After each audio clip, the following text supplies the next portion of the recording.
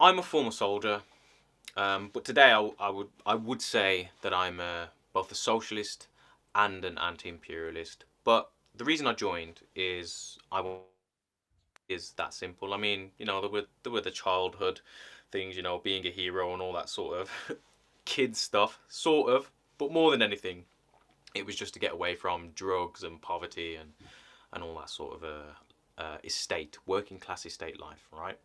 Um, and I believe, not only do I believe, but I know through my interactions and my experience in the military that it's a very similar situation for other servicemen too. Most lads in the army, and they're good lads, they join to get away from poverty. Um, and I would also say that British servicemen, British soldiers, they are not to blame for the wars that they fight. And today's so-called left really, really, really need to listen to that and understand it. Ultimately, the responsibility of the criminal wars lies with those who send them. That is the British state. I would also say, and I would also add on this occasion, that it's absolutely shameful that the British Army today is partner to the atrocities and the terrorism being carried out by the Saudi regime. British made bombs dropped in Yemen every day, dropped by British made warplanes, flown by British trained Saudi pilots. And we know this because both American and British ordnance has been found at precision hit sites. So precise because of the British intelligence and the reconnaissance provided by British forces. And the sites that are hit in most wars, they're not only military. They are not only military. They are homes. They are schools. They are factories, power plants, infrastructure, roads, the necessary infrastructure for any society to function and for people to live a decent and dignified life. All gone, blown to bits. Now, unfortunately, our ruling class and the British state has a history of endangering our countrymen and therefore wasting billions upon billions of British taxpayer money on these the criminal destruction of other countries. And it's all done under the guise of democracy. Time and time and time again, our media cheer these things on, right? And our politicians find a way, they always find a way to justify the unjustifiable. Libya, Iraq, Syria, they are just three of the latest criminal adventures that, again, our British state has wasted billions of taxpayer money upon. All at a time, it's not only during the COVID crisis that the NHS has been under incredible strain and been in a crisis. Many years before the COVID pandemic, every winter the NHS has been in an absolute crisis for lack of beds, for lack of all sorts of equipment. Now it's a very serious lack of ventilators, nurses and doctors, but we've always had a lack of beds, nurses and doctors.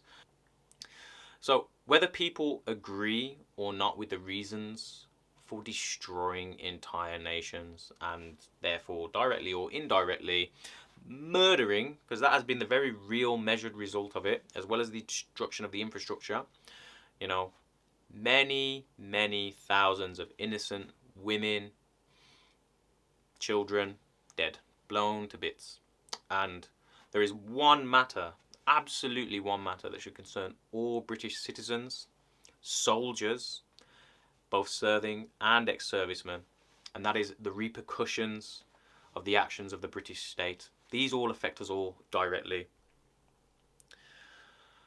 So the so-called moderate rebels, the head-chopping suicide bombers that they turned out to be, those in Libya, that were funded, that we funded, our state, that our media had cheered on, white helmets as well,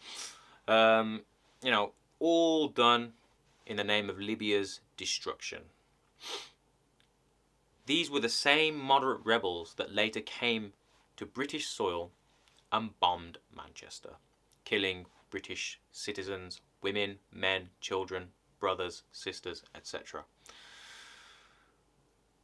If we hadn't bombed Libyan, Syrian, Iraqi, Yemeni, innocent women and children, then radical Islamists, the likes of Daesh, ISIS, to name a few, they wouldn't then have grievances which they exploit to carry out their own ends. But also, since the illegal war in Iraq, we wouldn't have radicalized scores, thousands of moderate, rebels, extremists, essentially, who then go on to join and bolster the ranks of ISIS and Daesh.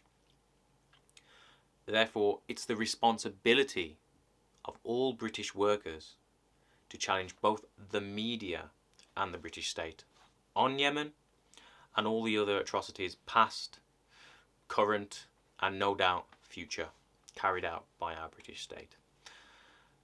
As for our servicemen, speaking as an ex-serviceman, we should absolutely applaud the resistance of the courageous and heroic Lance Corporal Ahmed al-Babati, who said, and I quote, "I've seen enough not to speak out, and I would rather sleep peacefully in a cell than stay silent for a paycheck."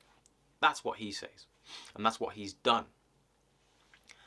Lance Corporal al-Babati, he serves as an example of the very best that the British Army can produce, and he has served his country and its workers by bringing to light the shameful collusion of the British state and its armed forces in Yemen by refusing to be party to that, whether directly or indirectly.